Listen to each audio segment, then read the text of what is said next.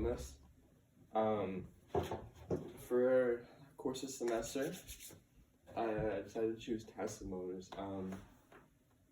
It may seem a little weird for you, I understand, but recently I was forced to take automotive this year for class, and it's kind of gotten me into this sort of subject about Tesla Motors.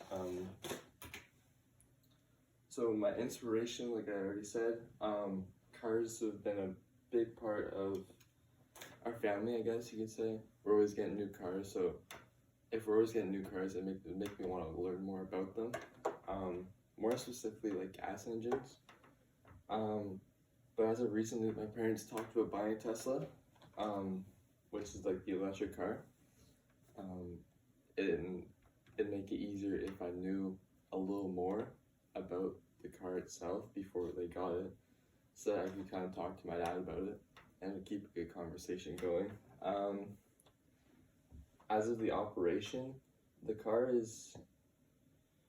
it's very cool by itself. It talks a lot about, or you learn a lot about how it works, the technique they use instead of using gas because it's all electric. And for me, like, I'm into gadgets, so like electrical stuff, like I've always been into trains, for example. We had these like electric trains I used to play with, so I've always been into these gadgets, and this has come a long way away. So now I'm like getting into bigger stuff, as you can say with Teslas. Learning process and information I gathered. So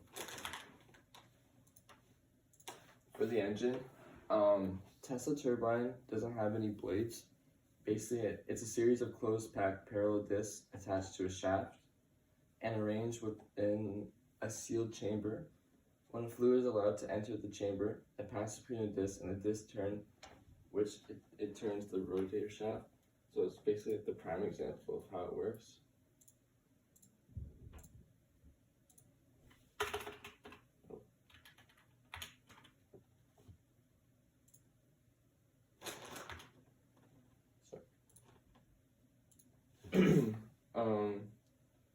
Yeah, so that's just like how it operates. 0 to 60 speeds, 3.2 seconds, very fast for that type of car. Because they base the car off of like a luxury versus like a sports car. But in my opinion, my dad actually told me he drove one of these. It felt more like a sports car. The way the speed felt, interior wise, it was very like luxury. So like leather seats and whatnot. Parts used, like, I mean, as you can see in this picture, there's a lot, like, steel rims. Those are very good to have. Won't get, like, very minor chips. I know they have bulletproof glass. Yeah, basically parts. Issues I struggled with. So for me, like, I'm a hands-on learner. Like, for future me, I want to do something hands-on. And that's the best way I learn versus someone who would learn from a visual. Yeah, so that was the biggest struggle I found for myself. The way I had to overcome this was, I mean, so YouTube helped me in a way that no other thing other than hands-on. Because YouTube shows you every angle of the car, and it taught you how it worked, how it started, and that, like, if I had to watch, or if I had to look something up and read it, there'd be no way for me to know how the car actually worked because I wouldn't have an idea. And certain parts of the car I found a lot more tricky because I'm not used to them. Like in my second period class, Mr. Jahaj Auto's class, it's all gasoline cars, and there's certain parts that they got in that car that they wouldn't have in here. And there's new parts to me that I didn't know about, so that was like a learning curve. So a lot of studying came into this, which was a little difficult. Things I'd like to do with this, for future purposes, I'd like to actually drive the car. I know I have my G2 right now, but in future, I'd actually like to drive the car. I'd like to know how it drives and just drive it, operate it. Working on the car would be cool too, because when I have when I have it hands on, I could learn because there's no oil changes because there is no oil to be put in. So that's like one of the steps you don't have to do. They have something else that you do to replace the oil change that would do justice. But they also have to oil the parts because like the parts need to be lubed, say once every 2 years. So they take it in and they lube up all the parts. This makes it run smoother, and it's better for the car. They also have like the fluid that shoots out from the front. You can clean off the windshield. A lot goes into that, but it goes into separate ways. So it goes to your windshield. It goes to the engine too.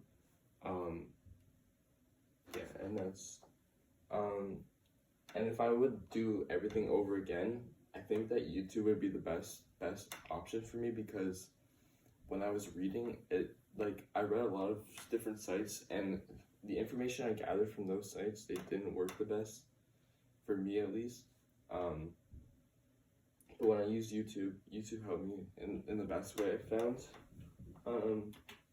Some cool facts. So in 2013, Tesla was selling the Model S, which was their only car at the time. And they were down, like they were in debt. They were in some bad debt. So they talked about selling to Google, but the owner of the company said he wanted to give it one more try, and that one more try was the best option of his life because now that the car is booming, many people are buying them and their stocks and their business is back up. The first motor was created in 1988. This motor, or this was the car, like their test car, and it wasn't a fully electrical car. It was half gas and half, so it was hybrid, so half gas, half electric. Yeah, that was their first car. And the cool thing about the car is there's certain models. So there's the base model where it can't drive itself, and then there's the next model up where it'll stay in the lanes of the car. So it'll stay in the lane, but you can't change lanes. And then the top model, which is the most expensive one, it can do everything for you. So if you want to get from destination to destination, it'll drive itself with the technology you have. And then there's a YouTube video to watch. Basically, it just demonstrates the whole video and kind of talks about everything. And then here are my sources. Thank you for watching.